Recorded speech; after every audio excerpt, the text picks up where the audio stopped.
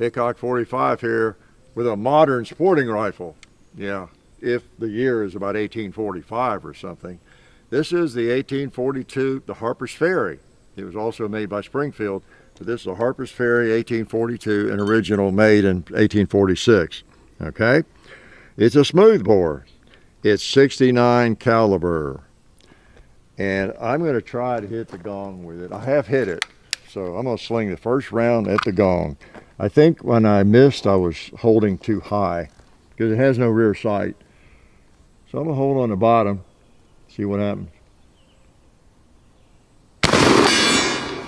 I heard it. That's what I needed to do. I thought maybe that was the case. Since it has no rear sight, you tend to, I guess, tilt it up a little bit. So that was a 69 caliber ball. You see the white smoke.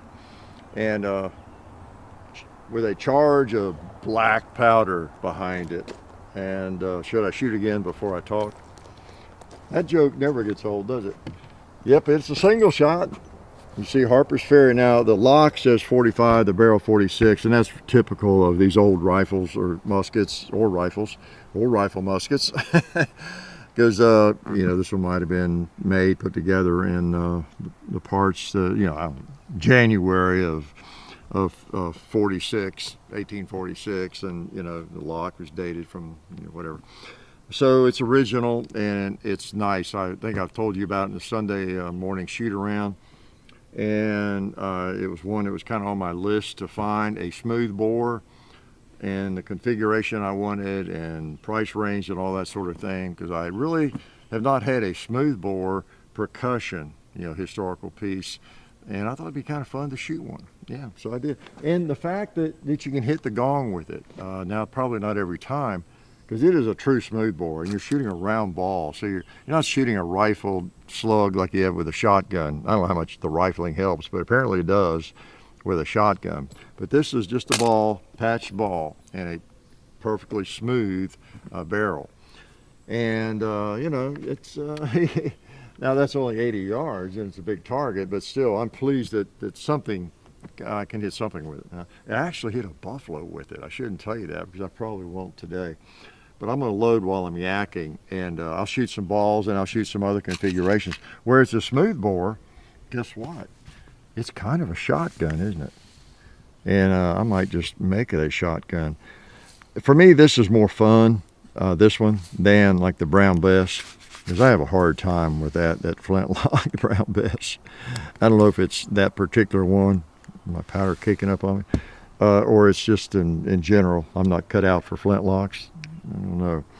And where this is a cap lock, you know, it's just more fun for me. You know, percussion is far enough. The percussion era is far enough back into history for me. So I'm shooting a 69 caliber ball, just putting on a patch.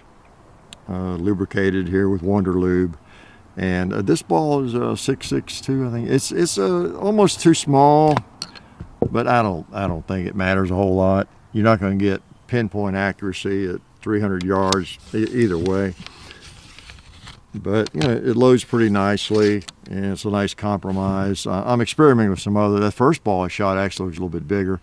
It was I think the barrel was perfectly clean, 0.672. These are 0.662. Okay, I've got 3 sizes I've been experimenting with. Actually, I've not shot the smaller ones because I don't think I want to go any smaller than this. All right, so here we are. Ears back on, and I am so pleased I hit that gong. Okay, who wants to get shot first here? How about that propane thing? Put a big hole in it, right? Yeah. You see that gallon can there that was right by it? That's a hole from the other day where I put one in it. Big old bullet, 69 caliber, like I said. Woo!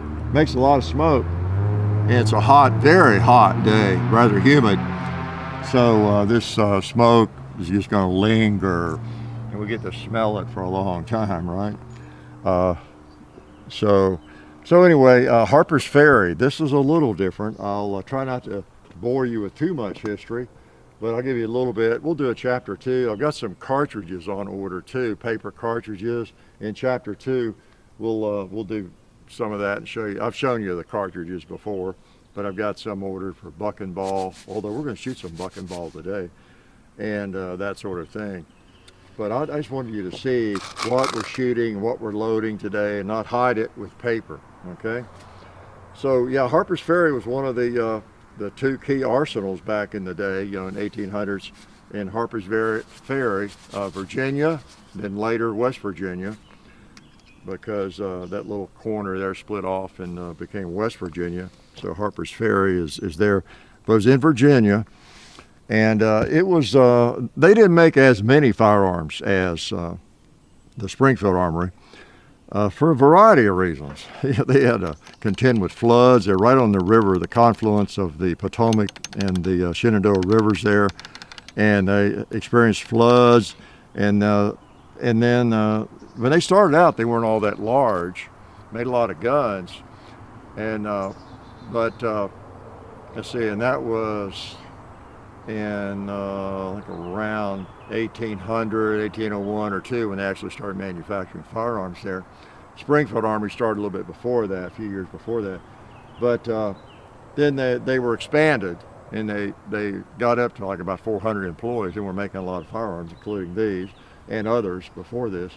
But during the Civil War, they changed hands so often because they're right there on the border, and so that prevented them from making as many firearms as well.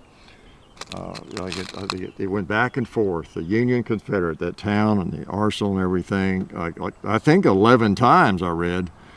So it was tough to be very productive. And then plus when Virginia succeeded from the Union, I think even before they were about to, they just ratified it. And the U.S. soldiers knew that the Confederates were coming to take over the arsenal there at Harper's Ferry, and they burned it, or tried to burn the arsenal so that it wouldn't fall into Confederate hands.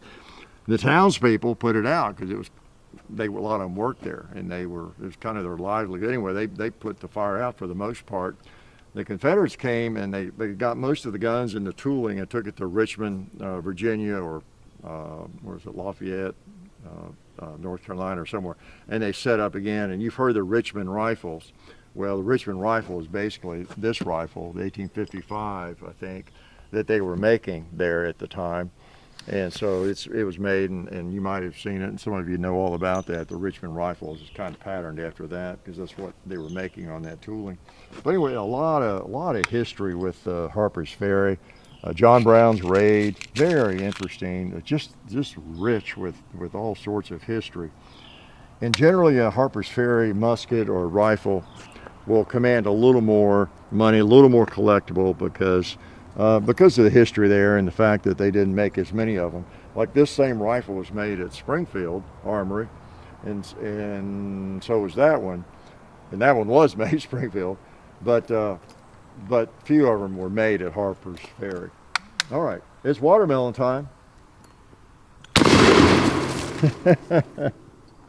Nice. There I go, pulling that hammer back. Somebody will get mad at me.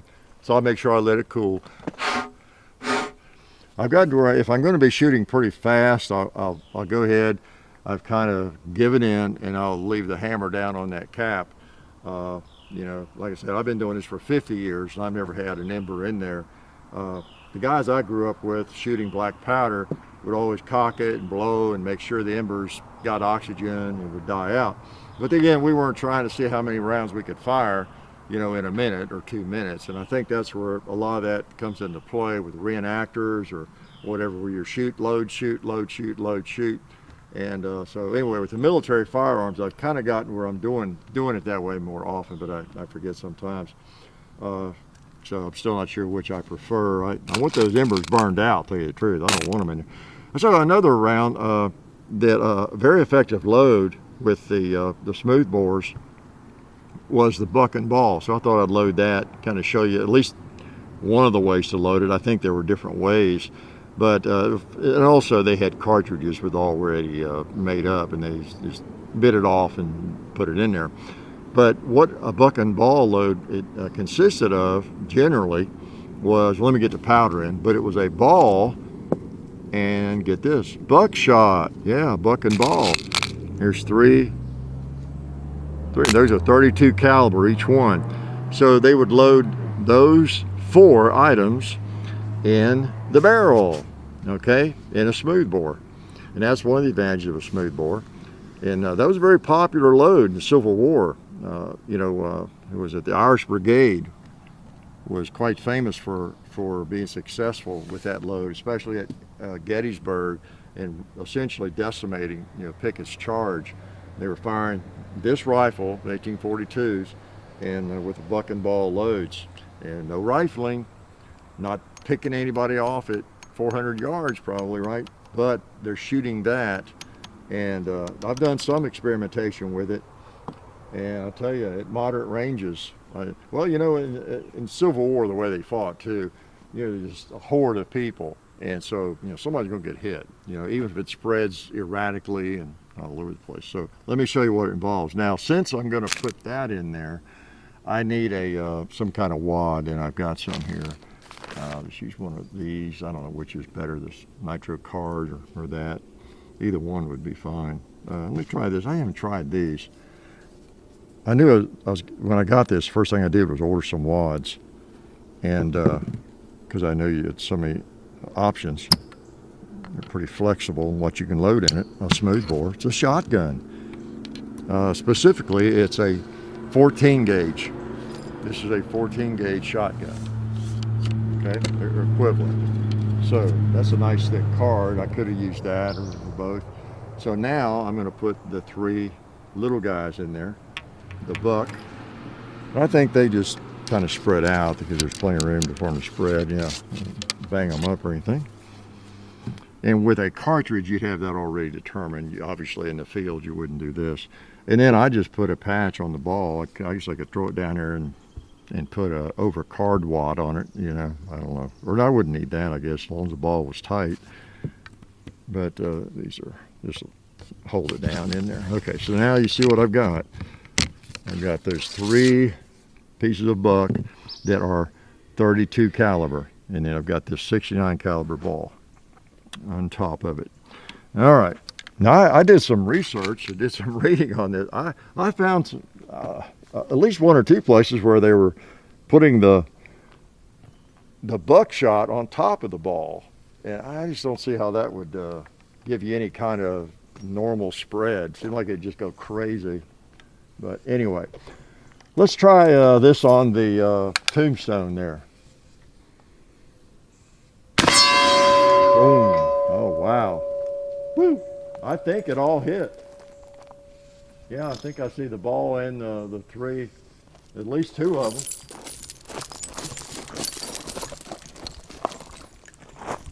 Yeah, I know y'all can see it because the zoom. I believe one of the small balls is right above there on the big hit. Not sure, but that's not bad. And if you move on out, of course, you can spread some more. Yeah, which would be the distances in the battle, on the battlefield, right? So that's a very effective load and very effective military round, buck and ball. So if you were not familiar with that, that's not something I made up. I'm not prone to do that. It was something that was considered highly respected and used extensively. Okay, and you could do worse. You really could. The soldiers that carried these, I have read, the smoothbores, loved their buck and ball loads and didn't want to give them up. For the newer rifles that were rifled and shot the mini ball. And in some cases they did, I'm sure. All right, so that's pretty neat. It's neat to have the flexibility. It's one reason I kind of wanted one of these. Now I'm going to do something even different. Okay, I'm going to make a shotgun out of it. I've got everything out here to do that, I think. Put some powder in. Okay, now you watch it. What I've got here is number 4 buck. Yeah, this is number 4 buck. Did I call this other number 4? If I did, I misspoke. I lied. This is 32 caliber ball. Okay, now this is number 4 buck here. I could use, 7.5 shot or anything I wanted, of course, but if I'm in battle, that might be better, right? Number 4 buck. So anyway, Harper's Ferry, pretty interesting. So this is the 1842. We were using flintlocks basically up until this time. The 1841, the Mississippi rifle, I've got, you've seen, love that rifle. It's percussion, but it's kind of a specialized firearm, a rifle. They weren't general issue in the military, all right? But as far as general issue firearms, adopted firearms that get issued to everybody, this was, let me get this right, what was the last of the smoothbores, okay? It was also the last of the 69 caliber rifles. We went to the 55 or the 58 caliber in 1855 on this one. It was the first general issue to everybody, basically. Percussion, okay? So anyway, percussion smoothbore. A lot of firsts and some lasts there. And it was also, I think, the first one made at both armories that was with interchangeable parts. They had reached the level in their machining to where, it was just interchangeable parts, and so, which is good to know. If I break something on this one, I could find something and replace it. So it's kind of the birth of the Industrial Revolution in a lot of ways. So now I don't want to just dump that down into the powder, do I? That probably wouldn't be a wise move. So I want to over powder card, or I could use one of these. I'll put this one in this time. I don't know which is better. All right. I know when I got my 20 gauge muzzle loading shotgun and stuff, I read up a lot on this, and it seemed like everybody you talked to did something different, but mainly you can get something over the powder. Back in the day, people probably used newspaper, leaves, or anything else if they didn't have anything better. Okay, so now I can put some of this in. I did some weighing on this. It's not scientific, but with this particular scoop, it was just a little bit less weight than a 69 caliber round ball. I'm not worried about how scientific it is. All right, now it's a shotgun, except like Elmer Fudd, if I pick it up and shoot down at something, guess what's going to happen? Yeah, so I need an overshot wad like this. I ordered these, like I said, as soon as I got the firearm. I believe that's going to work. And did some research and discovered that this is, again, a 14 gauge. So, whoop, it turned sideways. That's the first time that's happened. Let me double it. These are overshot wads. But a 14 gauge shotgun, like I said. May have to get some newspaper and wad it up after all. I also need, I don't have yet a tip for this that's the proper caliber. This is 58. So it'd be better if it was larger. There we go. Push it straight down on that shot. All right, that felt like it went down properly. One way to find out.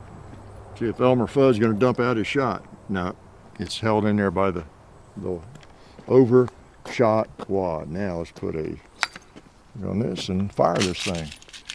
So you're just sort of playing along with me here. I'm experimenting. I'm excited to have this musket. Had it for a couple of months, I guess. Just hadn't brought it out.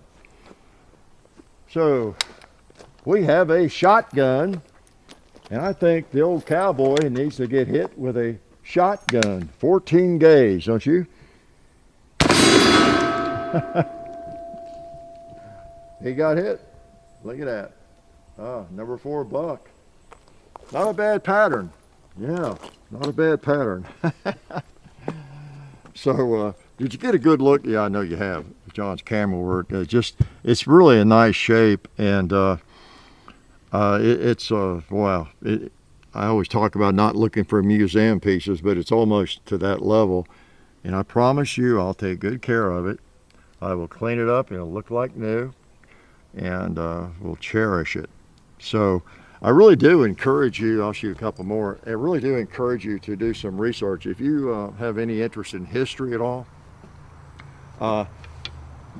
do some Googling about Harper's Ferry, and of course John Brown was a noted abolitionist. You probably remember studying him in school, high school. And he he raided the Harper's Ferry in 1859, and his goal was to end slavery and try to recruit all the slaves in the area and just get all the firearms out of the armory there, and just start a major uprising. And it didn't work out so well. He ended up being hanged, the next week or something. But just incredible history surrounding Harper's Ferry and all how it changed hands so many times. I think George Washington picked the spot for it. Jefferson had prowled around there. They all were very, very aware of that particular area. They built it there because it was far enough from the sea. They felt like it was safe, from attack or anything, and nestled there in the mountains. And but anyway, the replacement for this firearm, basically, this was started. I think they didn't start issuing them until 1844, maybe. And then the big change was in 1855 when we went to the 58 caliber. We went to a smaller round and a rifled barrel. Okay, but now a lot of these were rifled soon after, and that's one reason they made the barrel kind of thick initially, because they knew that was coming, the mini ball, and so they rifled a lot of these. So you might see one of these, an original like this, that is actually rifled. And you'll maybe want to shoot a mini ball in it. A lot of 69 caliber mini balls were used during the Civil War, so a lot of these were rifled for that, and and used that way. And then we reduced the size, and like I say, later in the 55. Okay, so this was the last of the 69s. Okay, started out smoothbore. Then many of them were, like I say, rifled. Some of them might have been relined and rebarreled, even, I don't remember now, to use the 58 caliber mini ball, which was so prevalent during the Civil War.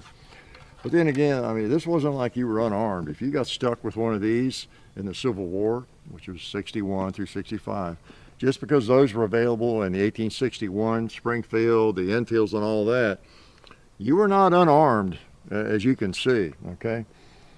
In fact, some folks thought they were better armed with one of these. So, really special. 1846. So long ago, I can barely remember it. All right, they got lots of targets we're not going to shoot, of course, as usual. But I guess I ought to take that 2-liter off there. I'm gonna make sure I don't shoot low here. Don't do this at home. I've got that anvil down there to do some work on it. Okay. I'll shoot one more and I'll let you go. I'll try one more at the gong. Yeah, this is really special. I'll tell you, if you have any interest in history at all and interest in firearms, I don't know how you could not find this just fascinating. Because, and again, this firearm, you don't think north and south with this firearm necessarily. I don't know what the numbers would be. Maybe there were more of them used by the south than the north, or vice versa. Don't know. But these were being manufactured and issued to everybody, soldiers. They got issued a musket, in like 44, I think. Okay, was when they first started getting adopted and issued, and they have been issued before that. So 1844 is a long time before the Civil War. So soldiers all over the country were packing these and shooting them, okay? So they could have shown up anywhere, once the states split, okay? And it's why if you're in an antique shop and you find an old mini ball and hey, that's cool, and it's 69 caliber, that's because so many were. This goes all the way back. The design is very similar to the old Charleville, the French Charleville, back to like 1717 or something. Our early firearms were patterned after that, all the way up until the 58 caliber. Everything was 69 caliber, except the Brown Bess was not. But the Charleville, which was so popular in this country, and all of our firearms, the 1895, 1795, the 1802, 1816, all the different ones that were produced right up to this, 69 caliber. That was the way they went, okay? 69 caliber. And so this was the last of them before we reduced it down to 58. Now what are we at in year 2022? We're at 22 caliber, aren't we? So it's come a long way, baby. So anyway, we'll talk a little more about it in a chapter 2. It's just so interesting to me, these old guns, and fun to shoot. Fun. If you like firearms, you would like something like this. And they make replicas again of all these firearms. They're not all that much cheaper though. I've warned you about that before. Replica firearms of these lever guns and these Civil War rifles, they're really pretty pricey. So anyway, so I'm going to take one more shot at the gong. If I miss it, I'm not going to feel like I quit on a miss, okay? Because I'm going to be back with a chapter 2 some nice day, and I'll get even with him. All right. After all, I have no sights. I just want to throw one out there and see if I can hit it again. I'm going to hold low again, see what happens.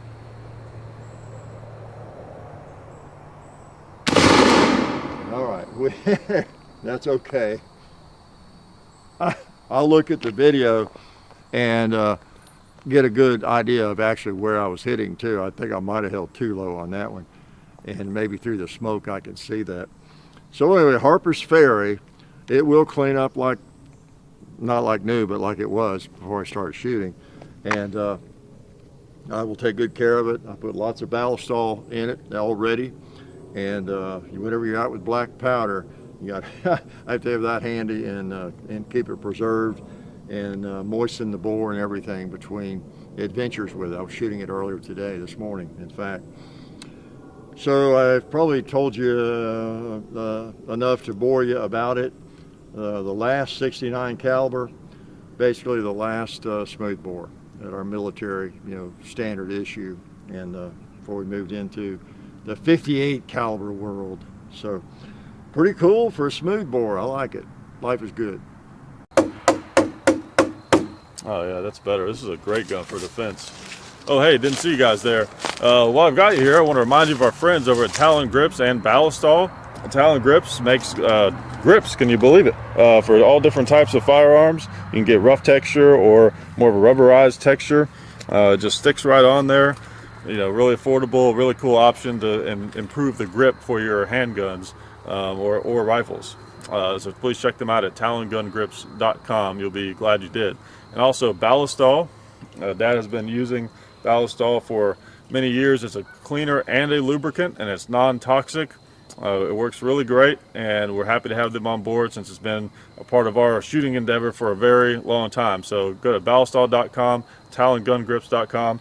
And also, while you're out there, I'm juggling all these things here. Also, while you're on the internet, please do check out our other social media like Hickok45 on Facebook. There's also Hickok45 on Twitter, The Real Hickok45 on Instagram. There's a John_Hickok45 on Instagram where I do some things. There's Hickok45.com. You can find us also on Gunstreamer. So check out all that stuff and then watch more videos.